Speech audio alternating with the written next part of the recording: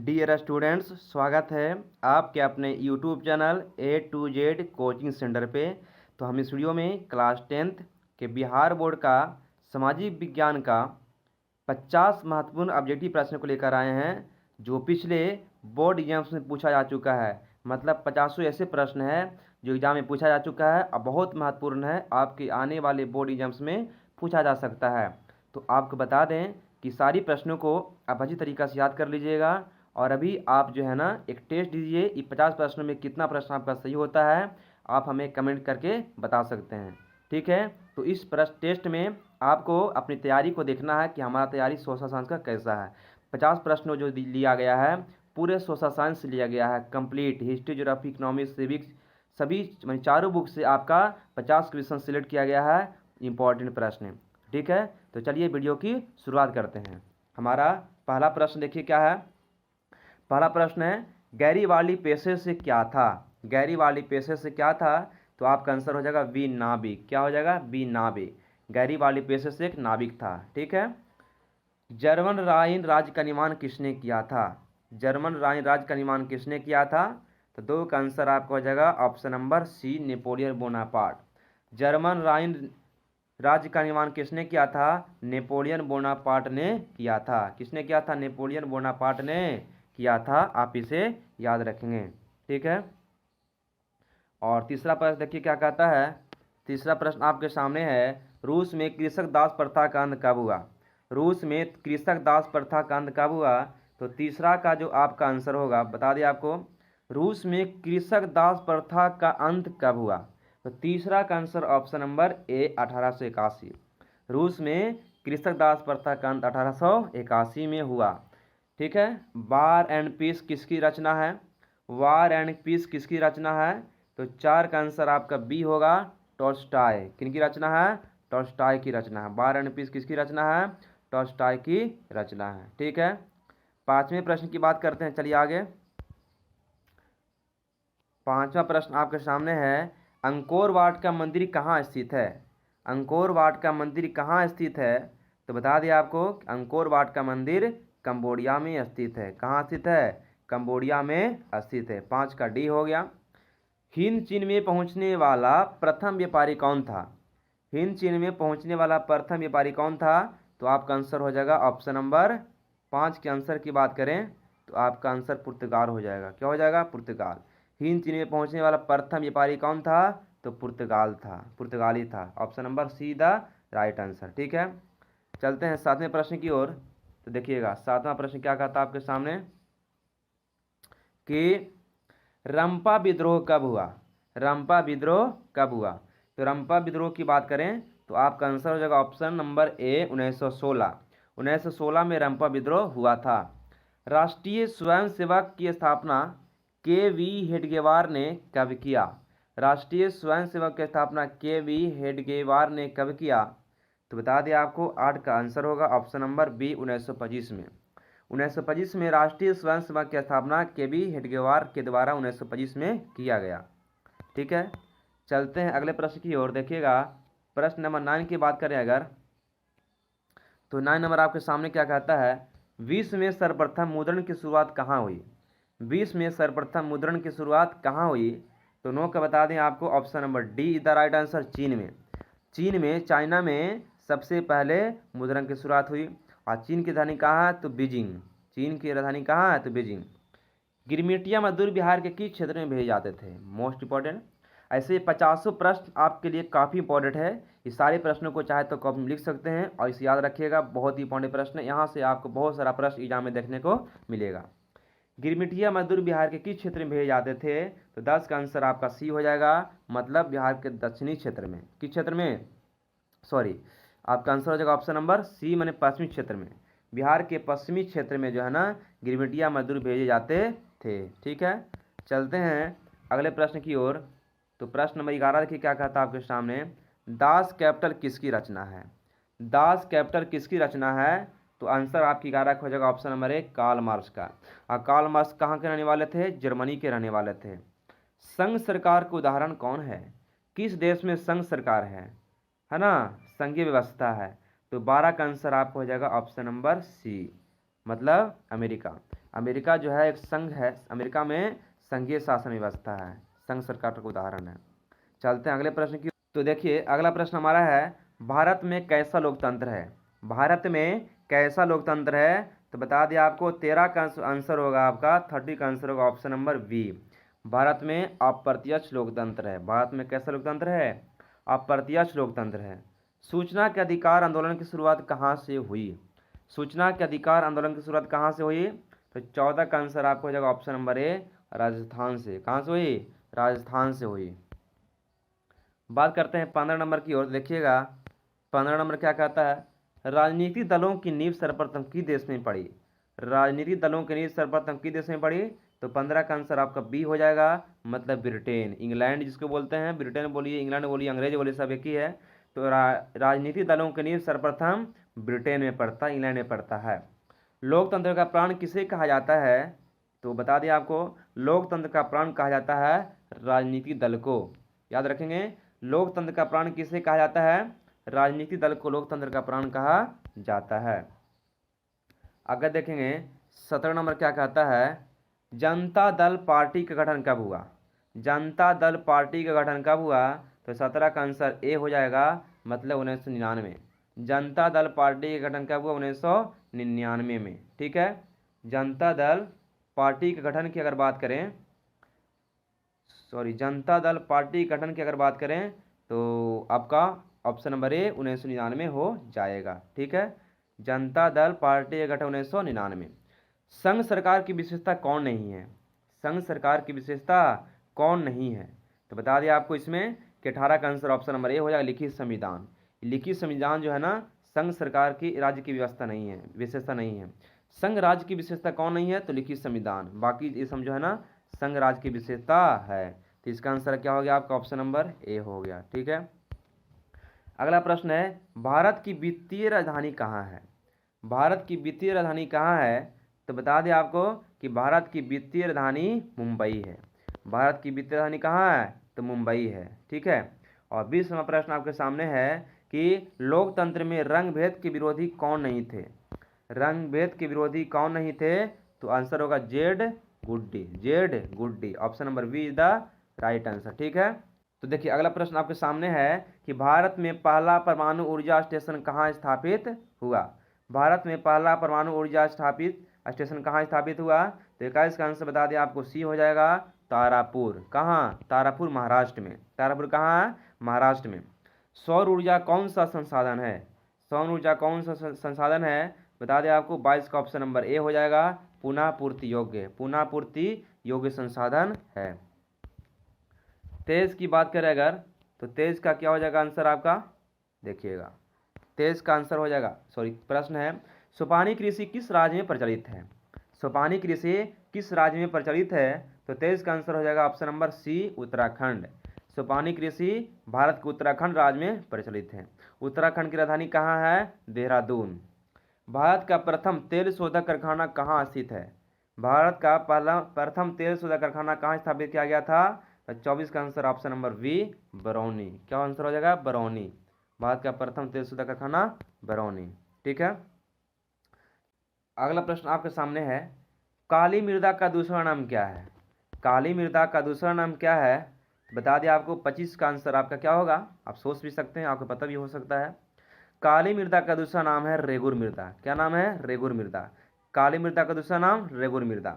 भारत में हरित क्रांति का कब आया? भारत में हरित क्रांति कब आया? तो बता दें आपको, 26 का आंसर होगा ऑप्शन नंबर बी, 1966। और हरित क्रांति का संबंध किससे है? गेहूं उत्पादन से। भारत में पक्की सड़कों की लंबाई की दृष्टि से प्रथम स्थान पर कौन सा राज्य है? भारत में पक्की सड़कों की लंबाई के दृष्टिकोण से प्रथम स्थान पर कौन सा राज्य है? तो बता दें आपको, आंसर आपका हो जाएगा 27 का ऑप्शन नंबर डी, महाराष्ट्र। पक्की सड़कों की लंबाई की दृष्टि से भारत का सबसे बड़ा प्रथम राज्य पर है, स्थान पर है महाराष्ट्र। हैसुर विधि के प्रतिपादक कौन है? हैसुर विधि के प्रतिपादक हैं option number A, Lehman. Lehman, option number A हो जाएगा, लेहमैन। और अगला प्रश्न क्या कहता है, देखिए आपके सामने 29 नंबर प्रश्न कहता है, परिवहन का सबसे सस्ता साधन क्या है?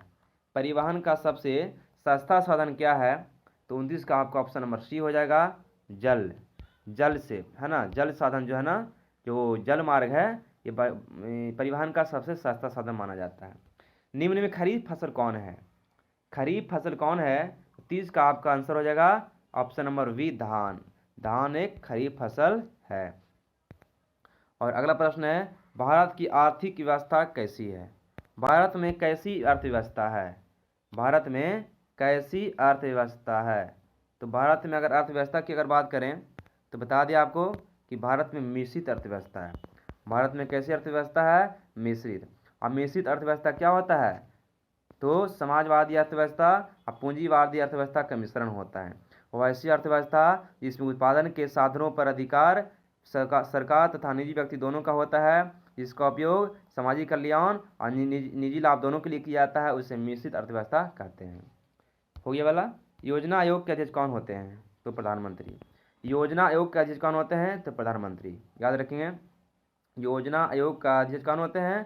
प्रधानमंत्री होते हैं। तो 32 का आंसर क्या होगा आपका? ऑप्शन नंबर डी हो गया। चलते हैं अगले प्रश्न की ओर। 33 का प्रश्न की बात करें, भारत में कितने बहुराष्ट्रीयकृत बैंक है? भारत में कितने राष्ट्रीयकृत बैंक है? 19 को। 19 को कितने राष्ट्रीयकृत बैंक है? मैंने 19 बैंकों का राष्ट्रीयकरण हो चुका है। पहले 14 हुआ था, उसके बाद 5 को और हुआ। और अगला है, व्यावसायिक बैंक का राष्ट्रीयकरण कब हुआ? व्यावसायिक बैंक का राष्ट्रीयकरण कब हुआ? तो 34 का आंसर आपका हो जाएगा बी, मतलब 1969 में। व्यावसायिक बैंकों का राष्ट्रीयकरण कब हुआ? 1969 में। भारतीय रिजर्व बैंक की स्थापना कब हुई? 1935 में, 1 अप्रैल 1935। भारतीय रिजर्व बैंक आरबीआई की स्थापना 1935 को होती है। आरबीआई का मुख्यालय मुंबई में है और इसका राष्ट्रीयकरण हुआ 1949 में। और आरबीआई को भारत का बैंकों का बैंक कहा जाता है, केंद्रीय बैंक कहा जाता है। और याद रखेंगे कि 1 रुपया से अधिक का जो नोट होता है, 5 रुपया, 10 रुपया, 20 रुपया, 100 रुपया, 500, 2000, सभी प्रकार का नोट कौन जारी करता है? तो आरबीआई जारी करता है। लेकिन 1 रुपया का सिक्का कौन जारी करता है? 1 रुपया का नोट कौन जारी करता है? तो वित्त मंत्रालय के द्वारा जारी किया जाता है, जिस पर साइन वित्त सचिव का होता है। अगला प्रश्न देखिए क्या कहता है, भारतीय रिजर्व बैंक की स्थापना कब हुई? हो गया अभी 1935। भारत का केंद्रीय बैंक कौन है? आरबीआई। अभी आपको बताए थे, भारत का केंद्रीय बैंक कौन है? आरबीआई। पिछड़ा राज्य कहा जाता है किसे? बिहार को। बिहार को पिछड़ा राज्य कहा जाता है। बिहार को पिछड़ा राज्य कहा जाता है। और देखिए अगला प्रश्न, वैश्वीकरण के मुख्य कितने अंग हैं? वैश्वीकरण के मुख्य कितने अंग हैं? तो बता दें आपको, 38 का जो आंसर होगा ऑप्शन नंबर डी, वैश्वीकरण के 5 अंग हैं। कितने अंग हैं? 5 अंग हैं। वैश्वीकरण के मुख्य कितने अंग हैं? तो 5 अंग हैं, इसे याद रखेंगे, ठीक है। और अगला प्रश्न आपके सामने है, बीमारू राज। बीमारू राज कौन है? कौन बीमारू राज है? तो कौन बीमारू राज अगर बात करें तो ऑप्शन आपके सामने है, इनमें से सभी। इनमें से सभी आपका आंसर हो जाएगा। 39 का क्या हो जाएगा आंसर? 39 का आपका डी हो जाएगा, मतलब मध्य प्रदेश, बिहार, उड़ीसा सब बीमारू राज्य हैं। और अगला प्रश्न देखिए क्या कहता है आपके सामने, 40 नंबर की अगर बात कर रहे हैं प्रश्न की ओर, देखिए क्या कहता है कि भारत में उपभोक्ता संरक्षण अधिनियम की घोषणा कब हुई? भारत में उपभोक्ता संरक्षण अधिनियम की घोषणा कब हुई? तो 40 का आंसर आपका हो जाएगा ऑप्शन नंबर की अगर बात करें, 40 का आंसर ए हो जाएगा 1986। भारत में उपभोक्ता संरक्षण अधिनियम की घोषणा कब हुई? 1986। ऑप्शन नंबर ए याद रखना आपको, ठीक है। तो देखिए अगला प्रश्न आपके सामने है कि विश्व उपभोक्ता अधिकार दिवस कब मनाया जाता है? विश्व उपभोक्ता अधिकार दिवस कब मनाया जाता है? तो 41 का आंसर आपका बी हो जाएगा 15 मार्च। उपभोक्ता अधिकार दिवस 15 मार्च को मनाया जाता है। किस राज्य की प्रति व्यक्ति आय सर्वाधिक है? किस राज्य की प्रति व्यक्ति आय सर्वाधिक है? 42 का सी हो जाएगा, मतलब गोवा। गोवा की प्रति व्यक्ति आय सर्वाधिक है। मानव पूंजी के प्रमुख घटक कौन इसमें है? मानव पूंजी के प्रमुख घटक कौन है? तो आंसर डी हो जाएगा, इनमें से सभी। ज्ञान, कौशल, अनुभव सभी इसमें। मानव पूंजी के प्रमुख घटक इसमें सभी है, ठीक है। तो 43 का आंसर क्या हो गया आपका? 43 का आंसर डी हो गया, ठीक है। 43 का आंसर क्या हो गया? ऑप्शन नंबर डी हो गया।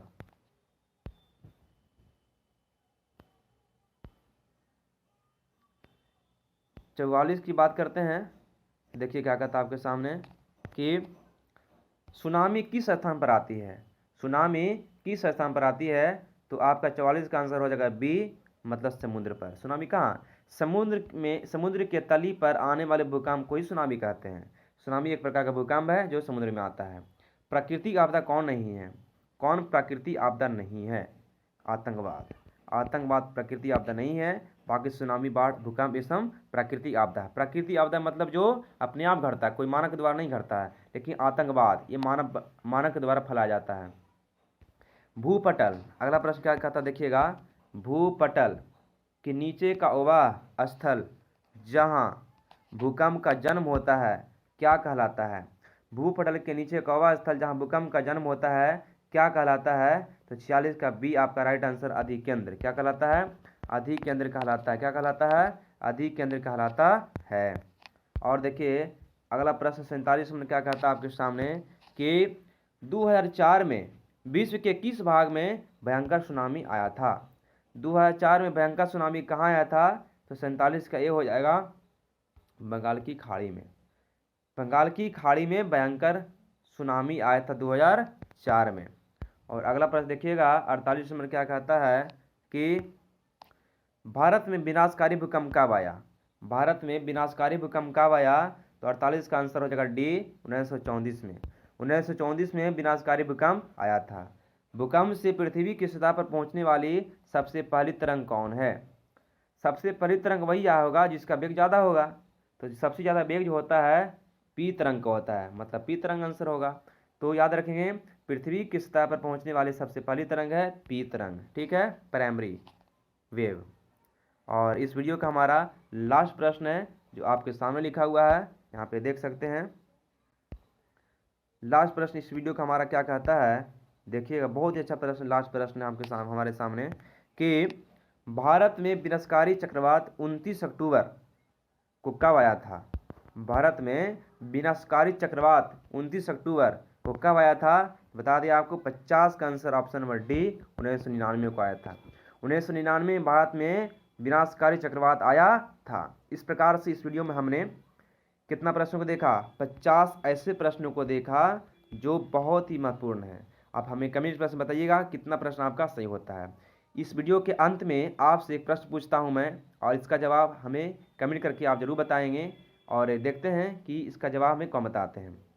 प्रश्न ये है, कोयला कैसा संसाधन है? ऑप्शन दे रहे हैं आपको, नवीकरणीय कि अनवीकरणीय। कोयला कैसा संसाधन है? नवीकरणीय है कि अनवीकरणीय है? प्रश्न पूछे आपसे, कोयला कैसा संसाधन है? नवीकरणीय है या अनवीकरणीय है? इसी का जवाब आप कमेंट बॉक्स में बताएंगे, नवीकरणीय है कि अनवीकरणीय है। ठीक है, तो कैसा लगा आपको वीडियो कमेंट में हमें जरूर बताइएगा। क्या इसी तरह का वीडियो आपको चाहिए? अगर चाहिए तो अपना विचार दीजिएगा। मिलते हैं नेक्स्ट वीडियो में। Thanks for watching. जय हिंद, जय भारत, बाय बाय।